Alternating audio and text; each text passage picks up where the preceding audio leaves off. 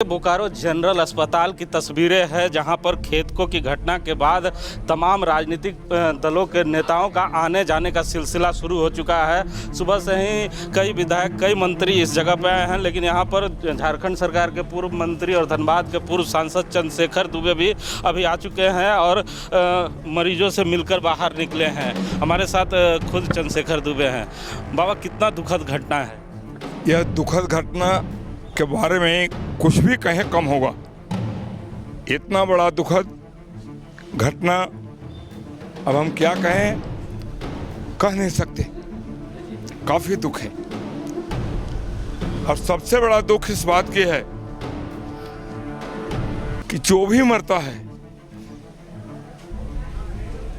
उसको झारखंड सरकार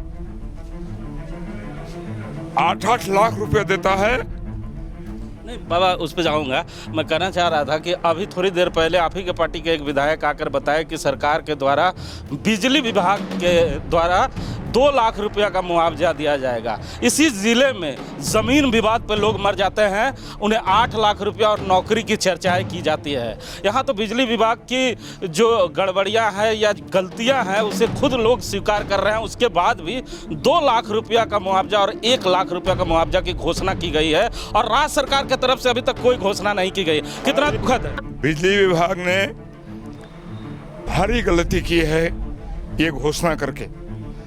उसको और भी घोषणा होना चाहिए और खास करके जो राज्य सरकार है, इस राज्य सरकार को कम से कम एक एक आदमी को 10-10 लाख रुपया देना चाहिए और एक एक परिवार को नौकरी भी देना चाहिए। अच्छा, देना चाहिए। चंद्रशेखर दुबे अगर ये बात बोलेंगे देना चाहिए, तो इनकी लड़ाई कौन लड़ेगा? मैं लड़ूंगा, इनकी लड़ाई मैं लड़ूंगा। 10 लाख का मुआवजा में देना पड़ेगा और एक एक परिवार को नौकरी भी देना पड़ेगा। अच्छा, ये चर्चाएं शुरू हो गई है। लोग कह रहे हैं जिले में कि आदिवासी राज है, आदिवासी का मुख्यमंत्री है, इसलिए उन लोगों को 8 लाख दिया गया। ये मुसलमानों की बात थी और मुसलमानों के अब कोई नेता बच नहीं गए हैं, क्योंकि यही BGH अस्पताल है। घंटे बीत गए हैं, कोई मुसलमान का बड़ा चेहरा यहाँ नहीं आया, ना नेता आया। ददई दुबे पे आस था, ददई दुबे पहुँच गए हैं, लेकिन लड़ाई कैसे आगे बढ़े? लड़ाई इसको हम बढ़ाएंगे आगे।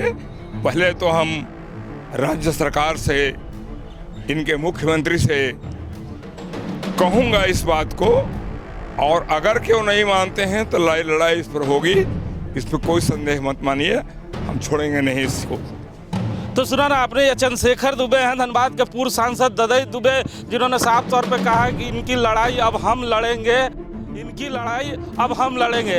लेकिन कई घंटे बीत जाने के बाद भी इस BGH अस्पताल में कोई भी मुसलमान का बड़ा नेता का नहीं आना काफ़ी दुखद है, क्योंकि अभी चंद दिन पहले ही बड़े बड़े कार्यक्रम यहाँ किए गए थे। 22 का भी चर्चा किया जा रहा था कि इस ज़िले में 22 के कई लोग हैं, लेकिन किसी भी नेता का इस जगह पर नहीं आना, इनके दुख सुख में नहीं आना काफ़ी दुखद है। गफ्फार अंसारी हैं। 22 की चर्चा बोकारो में खूब होती है। कहाँ है 22 के नेता? केवल भीड़ जुटाने में ही आएंगे कि दुख में भी 22 के नेता आएंगे? आना ही चाहिए उनको। और उसके बाद जो है हम लोग भी उसमें मेंबर हैं, हम लोग भी पहुँचे हुए हैं। लेकिन उनका मेन जो है अल्पसंख्यक हमारे हैं, जैसे मंजूर भाई और 22 के बहुत सारे सदस्य, सबको आना चाहिए। तो आना चाहिए। गलती से अगर सर्किट हाउस में कोई मंत्री आ जाए तब आप देखिए कि कैसे जमावड़ा लगता है। 22 के एक और सदस्य हैं। अभी जोरदार तरीके से आप लोगों ने शिवंडी में कार्यक्रम कराया, सफल हुआ, लेकिन 22 के लोग केवल भीड़ जुटाने के ही काम आएंगे कि दुख में भी काम आएंगे? दुख में साथ जरूर हैं। और कहाँ हैं आपके बड़े नेता?